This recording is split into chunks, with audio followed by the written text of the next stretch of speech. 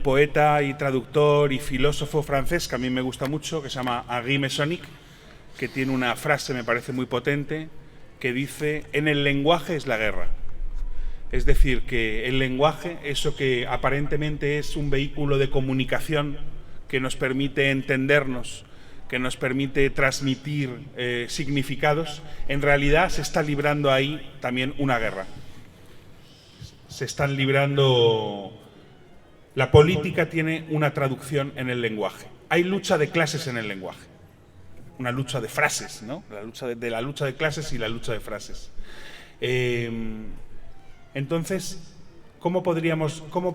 ¿qué guerra ha habido, digamos, entre estas tres figuras que de alguna manera definen o influyen o aparecen como protagonistas en la historia política reciente? Cultura de la transición, 15M y Podemos. ¿Qué guerras de lenguaje ha habido entre estas tres figuras?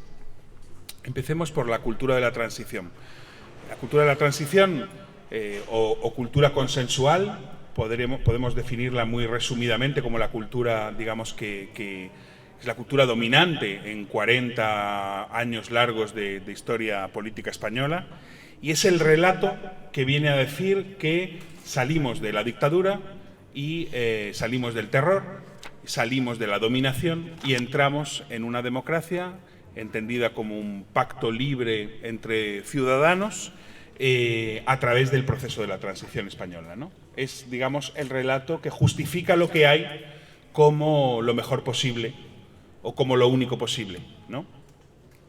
Entonces se trataría de pensar cuál es el lenguaje de la cultura de la transición, que es el lenguaje que podemos escuchar nada más que ponemos la televisión, que nos conectamos a una red social, que leemos un periódico cualquiera. Es el lenguaje dominante, es el lenguaje que prácticamente se habla sin querer, el lenguaje de las cosas, el lenguaje naturalizado como el lenguaje para hablar de lo político, ¿no? El lenguaje dominante de lo político, la cultura de la transición. Me parece que la cultura de la transición, que está en el plano intelectual, en el plano de la cultura, en el plano de los medios, en el plano de la academia, etcétera, y que es esta justificación de lo que hay como lo único posible, lo único que pueda haber y lo mejor posible, podríamos definirlo como una lengua de serpiente, una lengua bífida, es decir, tendría dos partes. Por un lado, sería un relato desproblematizador de la historia española, ¿no? Un lenguaje que borra todo lo que es conflictivo, que borra, por tanto, todo lo que puede darnos que pensar, ¿no? Un lenguaje aplanador, un lenguaje consensual, una retórica que esconde lo conflictivo y, por tanto, un lenguaje despolitizador, ¿no? Es el lenguaje que presenta la Constitución del 78 como la paz civil que nos preserva del retorno de la guerra civil.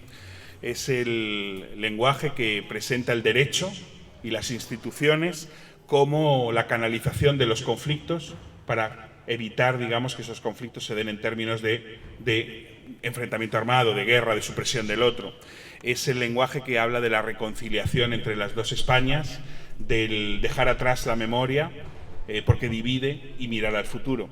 Es el lenguaje que nos habla de Europa, que nos habla de la globalización, un poco más tarde, como promesa de prosperidad. Es el lenguaje que nos promete, digamos, un progreso infinito, un crecimiento infinito, ¿no? Es el lenguaje, digamos, dominante. Y el lenguaje de las élites, y el lenguaje de los expertos, y el lenguaje de la esfera pública dominante, ¿no? Me parece que de alguna manera este lenguaje, y cada vez más, se ha ido convirtiendo en lo que se llama lengua de palo, ¿no? Que es este invento que hicieron los disidentes soviéticos para nombrar la lengua stalinista, la lengua de palo, una lengua que no habla a nadie, una lengua que va con piloto automático, una lengua de lo automático, una lengua que repite evidencias, que repite obviedades que todo el mundo debería, digamos, compartir, pero que ni siquiera las explica, ni siquiera las argumenta.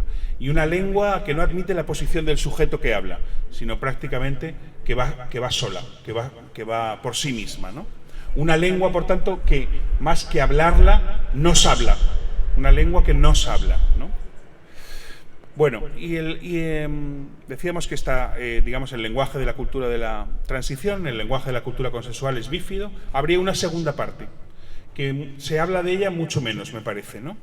Y es que me parece que por debajo de este relato desproblematizador habría siempre una amenaza. La cultura de la transición hace siempre una amenaza.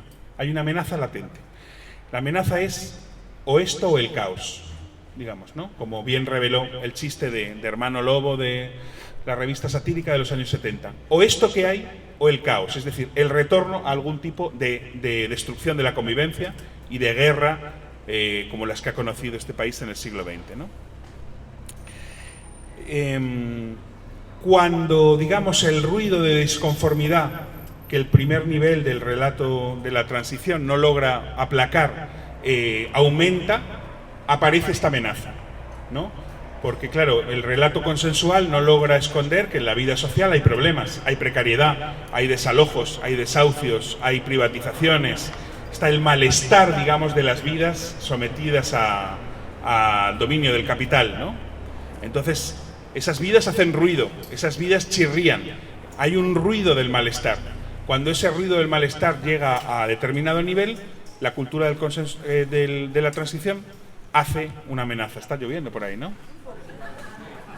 ¿Nada? ¿Estáis acostumbrados a esto? Bueno. Y luego, por otro lado, a partir de 2008, cuando la promesa de prosperidad que hace siempre el relato consensual se nos ha venido un poco abajo a partir de la crisis económica de 2008, de nuevo también se activa esta amenaza, ¿no? Se activa esta amenaza.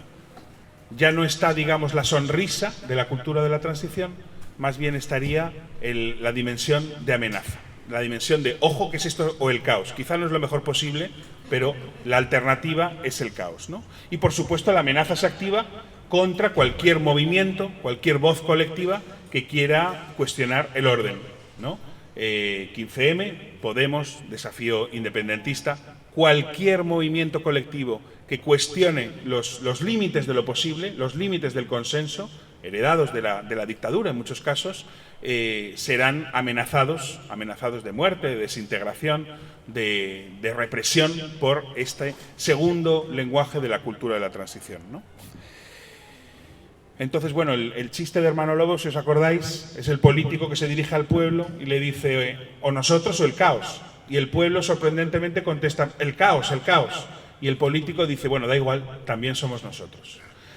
Y esto sería, también, digamos, nos permitiría explicar la propia cultura de la transición, porque eso que supuestamente ella supera, es decir, el estado de guerra, en realidad lo incorpora en sí misma como amenaza para cualquiera que disienta, cuestione o lleve los límites de la democracia más lejos, ¿no?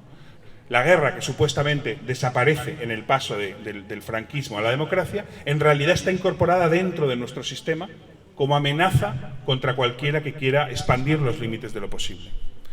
Entonces tendríamos que la primera figura de la cultura de la transición se expresa en un lenguaje que todos somos invitados a hablar y que todos podemos incautamente hablar sin querer de manera automática, que tiene estas dos dimensiones del relato desproblematizador y, por otro lado, de la amenaza contra cualquiera que salga de lo posible, ¿no? La segunda figura sería la del 15M, ¿no? El 15M como figura histórica. Entonces se trataría de pensar cuál es su lenguaje, cuál es el lenguaje del 15M.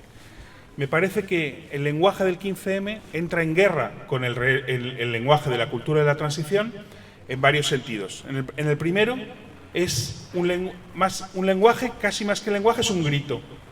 Es el grito de democracia real ya. ¿Y este grito cómo vais? ¿Seguís aguantando? ¿Sí? Bueno, vamos. Entonces, digamos, el 15M, en primer lugar, es un grito, ¿no? Más que palabra, es un grito. Y ese grito es democracia real ya. Solamente ese grito, coreado por miles de personas en las plazas, desploma el relato dominante, consensual de la democracia española, que decía que lo que hay es democracia y es lo único que puede haber si no queremos regresar a la barbarie. Por tanto, el grito del 15M hace una grieta profunda en el relato consensual de la transición. Y en segundo lugar, no sé si conocéis, la he leído hace muy poquito, la teoría de los nombres de este filósofo que se llama Jean-Claude Milner, filósofo francés, que dice que los nombres, esto tan importante en la vida de cada cual, en la vida íntima y colectiva, los nombres se pueden poner en primera persona, en segunda persona y en tercera persona. En tercera persona significa que muchos nombres, sobre todo por ejemplo los nombres nacionales, son puestos por el poder a nosotros. Somos nombrados por el poder, ¿no? Somos objetos de nombramiento por el poder. Tiene que haber una instancia, que suele ser el Estado, la que acredite que esos son españoles, por ejemplo, ¿no? Es un nombre en tercera persona. Hay otro, una instancia de poder, que te nombra, ¿no? Hay también nombres que se ponen en segunda persona.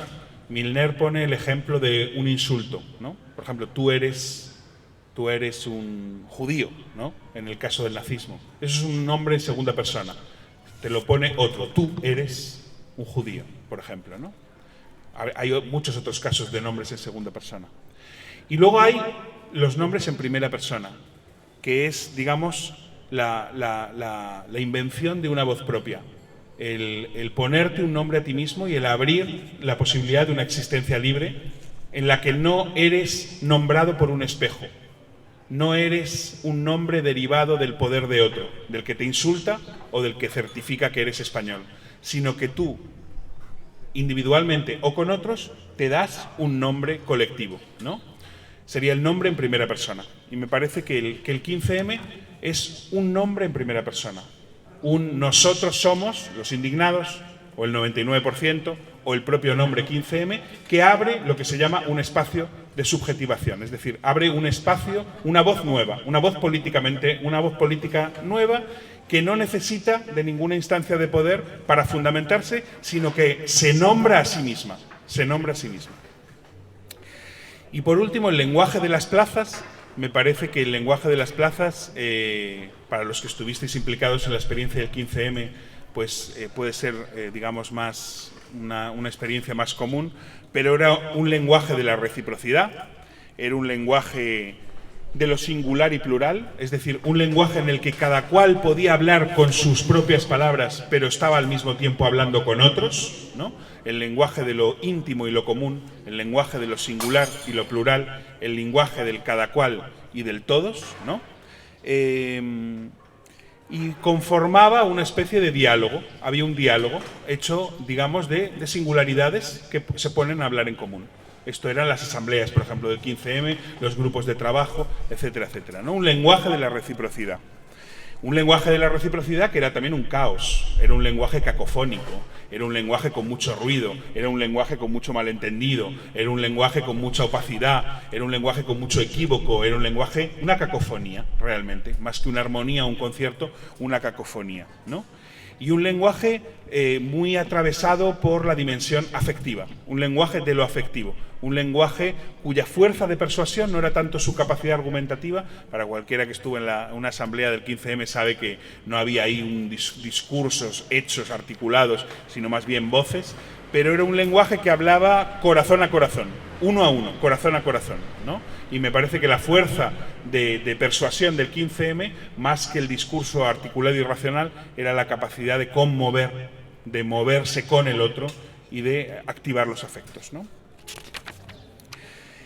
Y por último me gustaría hablar un poquito del lenguaje de lo que podemos llamar el asalto institucional, que centralmente en el libro se analiza el caso de Podemos, pero pues aquí en Galicia fueron Marea Atlántica, fueron todas las experiencias gallegas, o ahora en Común en Madrid, o los comunes en Barcelona, etcétera, ¿no?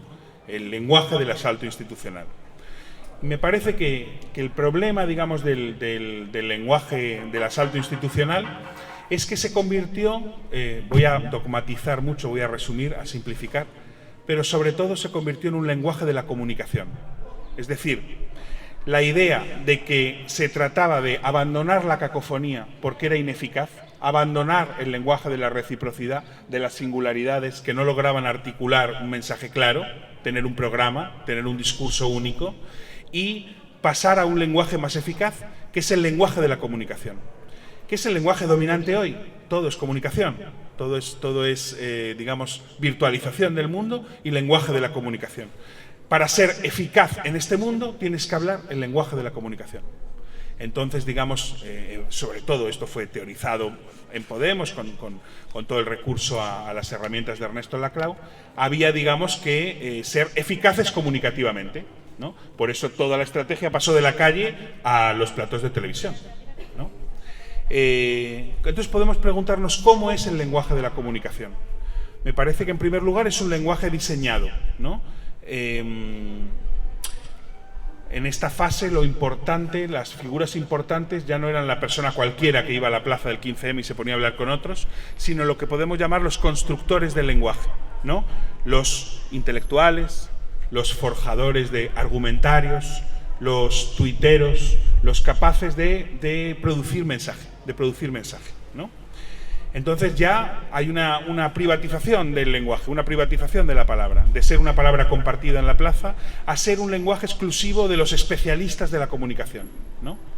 De quién puede hablar en televisión, de quién puede lanzar un mensaje claro, que por supuesto no admite la cacofonía y el caos del 15M, que es muy poco mediático, ¿no? Por eso la prensa siempre busca un líder que te pueda explicar las cosas con claridad, no admite la cacofonía de lo colectivo, ¿no?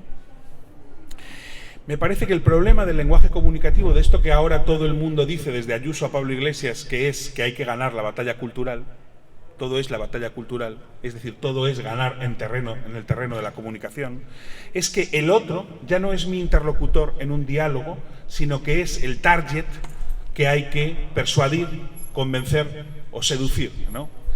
Persuadir o convencer sería más, por ejemplo, en Podemos Pablo Iglesias, y seducir más es la línea rejoniana, ¿no? Hay que seducir.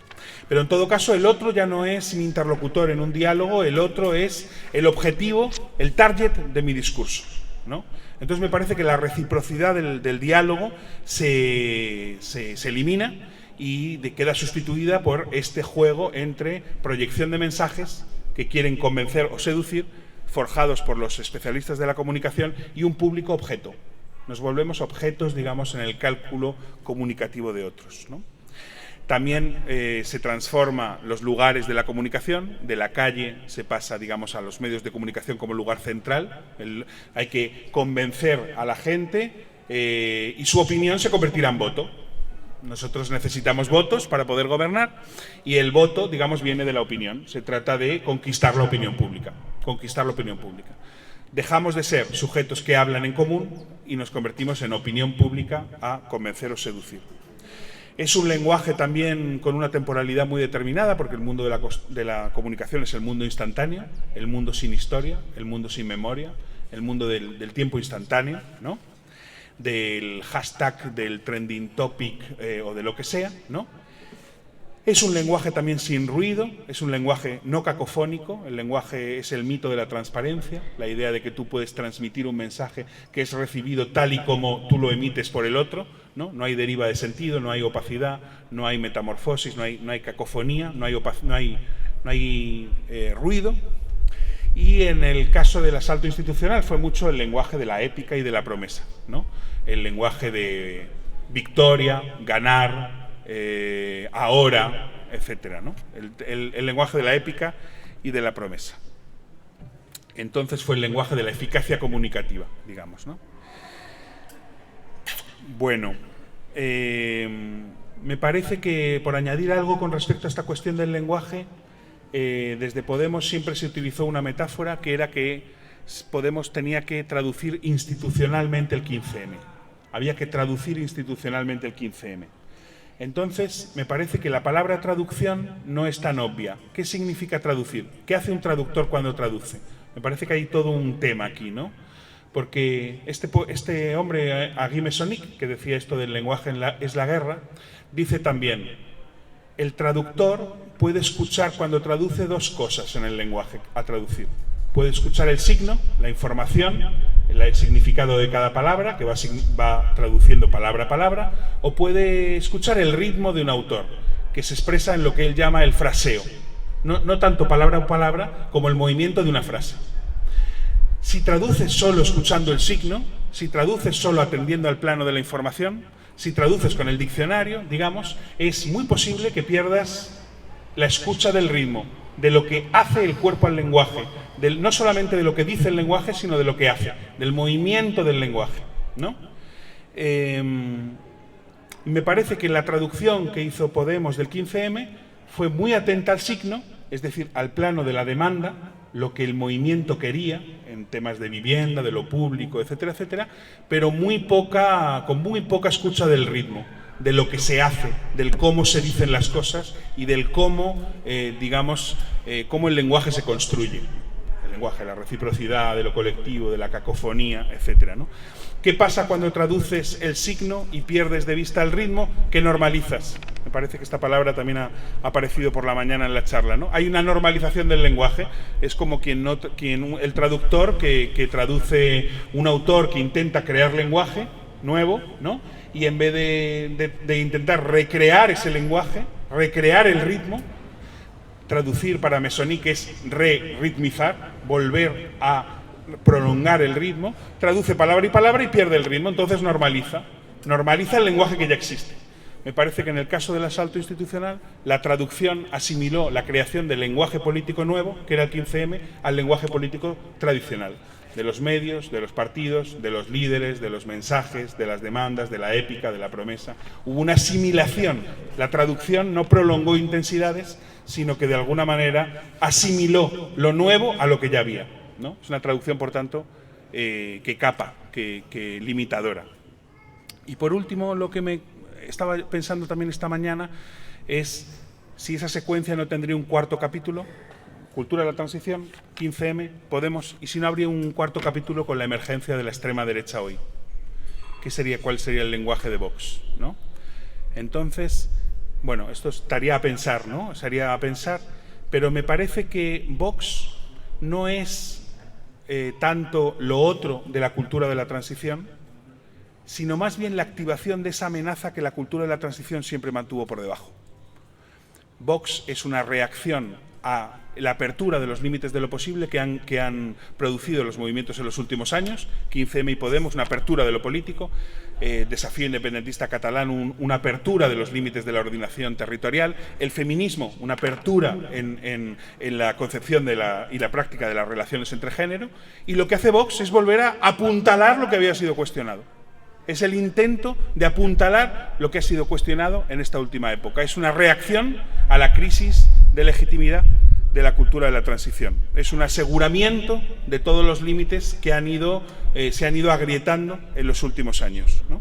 Pero que no es lo otro del consenso, sino la activación de esa amenaza que siempre estuvo ahí para quien quisiera moverse demasiado, ¿no? Entonces, la consigna de democracia o fascismo, por ejemplo, me parece muy equívoca, porque nuestra democracia conserva un cierto fascismo por debajo siempre, que es la manera, digamos, de amenazar y asustar y reprimir a los que quieren cuestionar demasiado, a los que quieren llevar la democracia demasiado lejos, ¿no? Entonces me parece que Vox es la emergencia del lenguaje de la guerra que la cultura de la transición había dejado disimulado por debajo. Vuelve a salir el lenguaje de la guerra que durante el tiempo en que España iba bien se prefirió, digamos, dejar por debajo como amenaza en último caso para los que querían cuestionar el consenso. Y ahora vuelve a ponerse en primer plano porque la crisis de la cultura de la transición es manifiesta. Entonces la guerra, que no ha desaparecido en el paso a la democracia, sino que está como por debajo, como subtexto, vuelve a explicitarse, vuelve a activarse y a ponerse en primer plano. Entonces, bueno, yo me quedo ahí como una manera de intentar entender toda la política de los últimos años como una lucha de clases, una lucha de frases en el lenguaje, ¿no?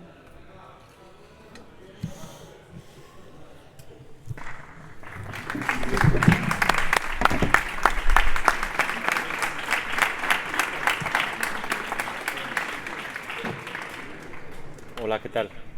Escoítase ben? Sí. Non? E agora? Vale, moi ben, graciñas. Pois, nada, a min a verdade é que Amador púxome nunha situación así apurada porque improvisou, entón eu tiña aí un pouco tamén un artellamento preparado, pero... Sí? Un poquito de agua.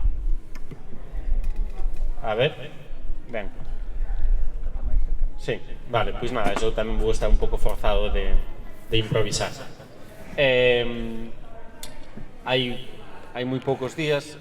Amador, ti siguesme en galego? Sí. Sí. calquera cousa, mudamos, non? Hai poucos días, non, hubo unha nena que se fixo moi famosa entre nós, non? Porque estaba falando con Siri, non? E dicíalle, Siri, ti en que lingua falas, non? E Siri, pois, dicía, perdona, non te entiendo, non? Entón era un diálogo que resonou moi forte porque, de algún modo, esa nena pretendía exemplificar, non? O desexo colectivo, non, das galegas e galegos de ser escoitados, non? Pero obviamente o vídeo é unha maravilla, a nena cativa é preciosa, non? É moi gracioso, todo eso non está en duda, non? Non se trata aí pero sí que é interesante, non, ver que ninguén discutiu que fai unha nena falando con Siri, non? O problema estaba si Siri dicía perdona, non te entiendo, ou perdona, non te entendo, non? Pero na mesma idea dun diálogo con Siri, non? Da necesidade dese diálogo con Siri, eso non se discutía, non?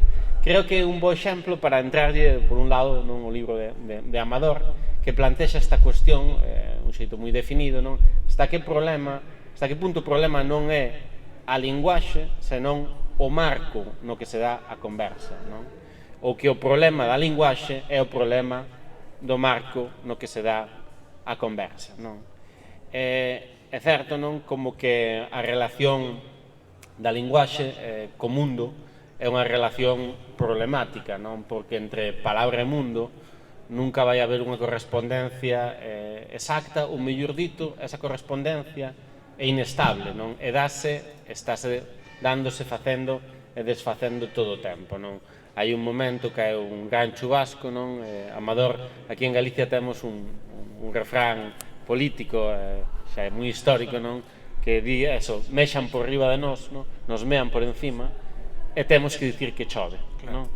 Entón, cando non existe nin a posibilidade de dicir o que pasa, non? Cando a violencia xa non é simplemente a violencia que un sistema aplica sobre uns gobernados, senón é tamén a imposibilidade de nomear a violencia do sistema, non? Esa violencia que habita na lingua, entendendo como funcionaba antes a lingua en relación cun Estado, cuns aparatos ideolóxicos, cuns medios de comunicación, non?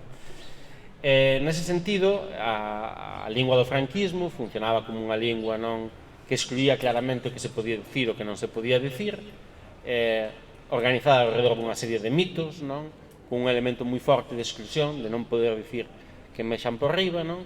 E hai ese momento na transición, que é un momento moi interesante, e isto tennos unido moito a Amador e a min nas nosas conversas, non? Que un momento beatnik, un momento contracultural, no que entra un modo de pensar na linguaxe, un modo paranoico, de pensar na linguaxe, nesa idea de que non somos nós quen fala a lingua, senón tamén somos falados pola lingua, non?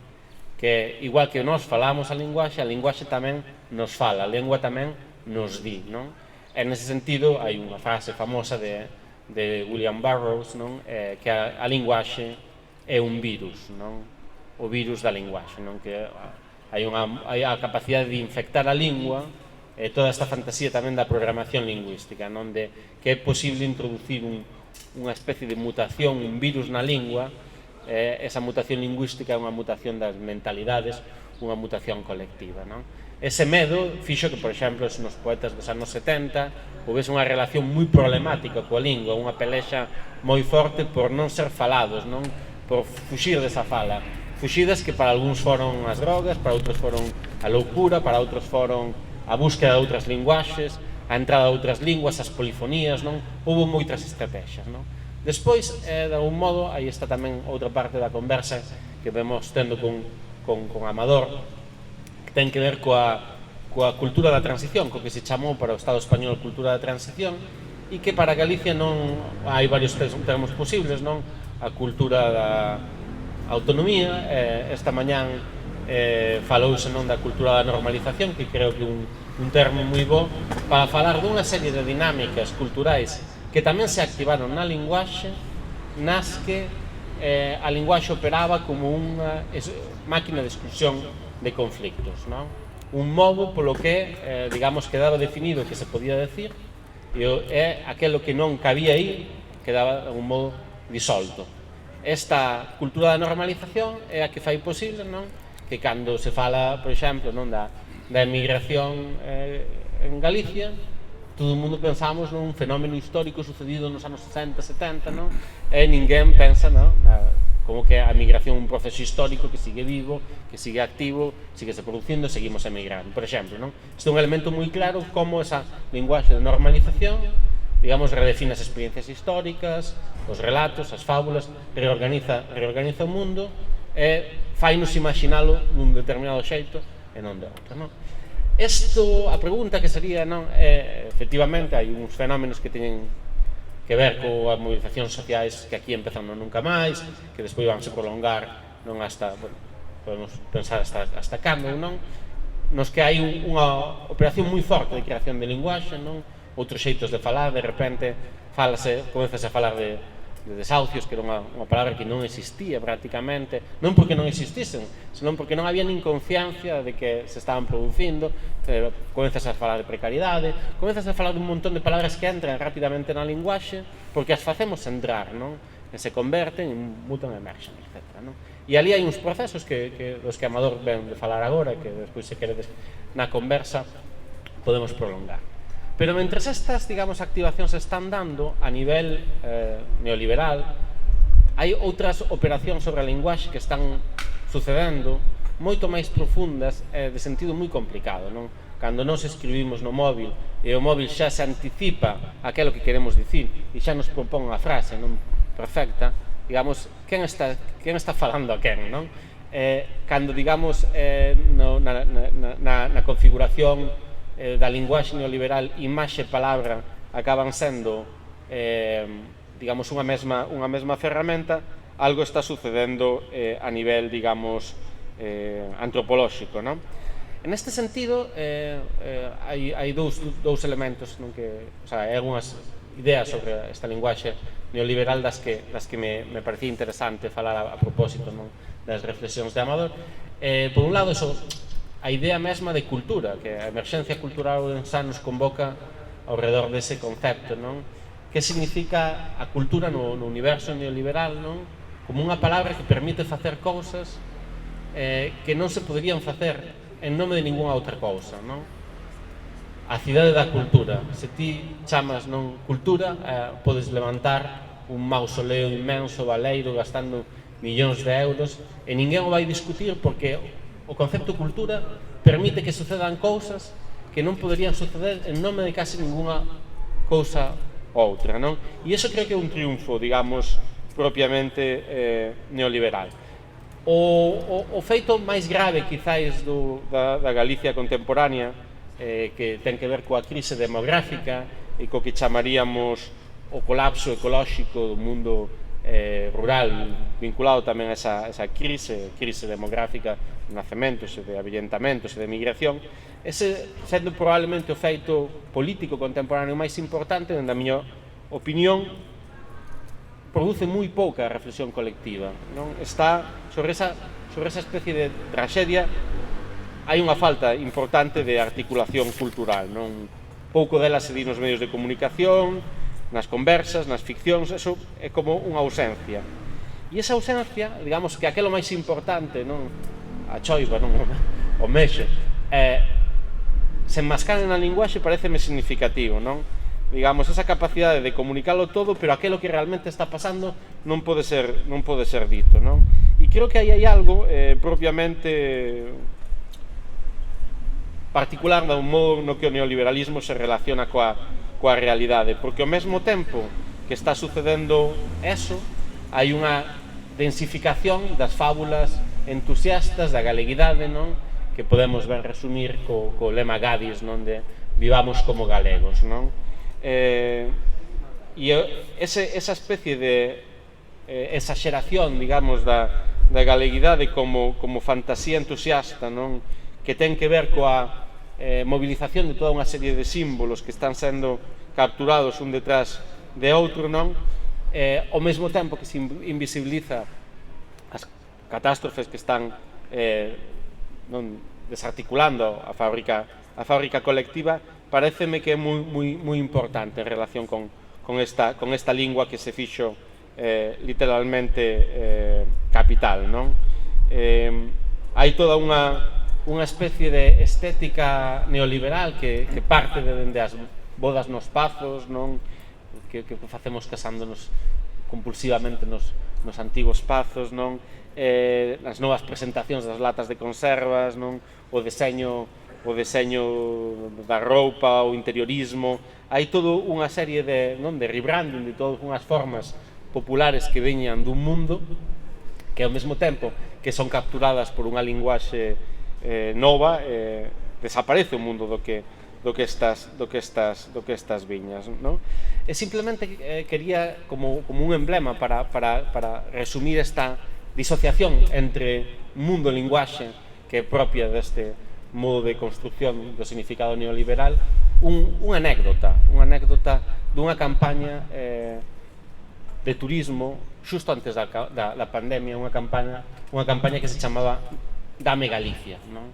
Dame Galicia como ese Dame Veneno, non? Dos anos 70, non? Dame Galicia, era unha campaña que tivo lugar no ano 2019 e que se particularizaba, non? Porque pretendía basearse en experiencias reais e en fotos reais, non? Utilizaba todo tipo de imaxes e de tweets que viñan dun universo de redes sociais que eran capturados en favor desta campaña. Unha das imaxes máis elocuentes desta campaña era unha persoa contemplando o horizonte dende o Monte Neme, non? Monte Neme, como sabedes, foi unha antigua mina de wolframio, non? Conectada directamente coa historia da guerra mundial e da presencia nazi en Galicia, e hoxe en día é unha ruína industrial e ten unha balsa de auga de cor turquesa maravillosa, non? Entón, nesta campaña de Dame Galicia, aparecía unha persoa que se introducira nun terreno que, por certo, está pechado precisamente porque é perigoso e é tóxico, non? E contemplando esta balsa de augas turquesas casi caribeña, non? E produciu un efecto chamada, non? E todo un exército de instagramers comezaron a chegar a Monte Neme e a bañarse nas augas turquesas radioactivas ou tóxicas con quemaduras de diverso tipo, non? E ainda había quen dicía, bueno, pero a foto pagou a pena, non? Entón, esa disociación entre a balsa radiactiva coa historia necropolítica do século, non? E a imaxe e linguaxe neoliberal coas súas promesas desconectadas totalmente do mundo, non? No interior dunha campaña turística, non? Promovida pola Xunta de Galicia, xerada por unha axencia de imaxe, Brabconde, de Coruña, non? Creo que captura perfectamente a problemática da linguaxe e a súa posibilidade e imposibilidade de desfacerse do mundo, non? Que é un pouco tamén o que estábamos xogando. E, bueno, creo que podo deixalo aquí e, se queredes, non, abrimos a conversa.